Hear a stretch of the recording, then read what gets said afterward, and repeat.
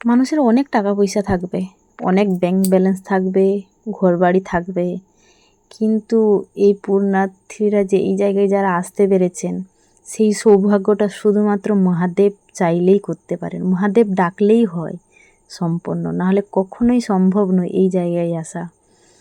তাই বলবো, তোমাদের যাদের ইচ্ছা নিশ্চয়ই আসো, কারণ মহাদেবের টানে নিশ্চয়ই আসতে পারবে।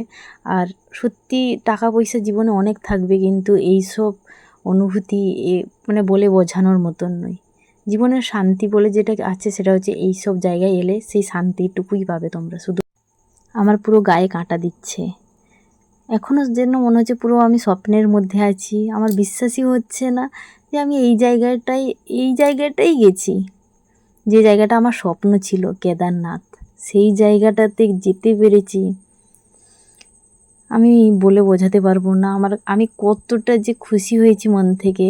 আমার জীবনের সব ইচ্ছা পূরণ একদম কমপ্লিট, আর কিছু চাই না আমি আমার জীবনে। আমার সব ইচ্ছা পূরণ হয়ে গেছে, যে ইচ্ছা ছিল আমার সেটাই পূরণ হয়ে গেছে।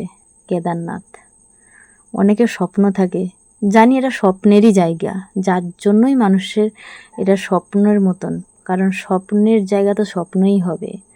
তো আমারও স্বপ্ন ছিল, কিন্তু পূরণ হয়েছে শুধুমাত্র আমার হাজব্যান্ডের জন্য। আমাদের দুজনেরই খুব ইচ্ছা ছিল এখানে আসার, যার জন্য আসতে পেরেছি। আর মহাদেব চেয়েছেন বলে আমরা এসেছি, শুধুমাত্র মহাদেবের কৃপায় আমরা এখানে আসতে পেরেছি। সবাই বলবে হর হর মহাদেব।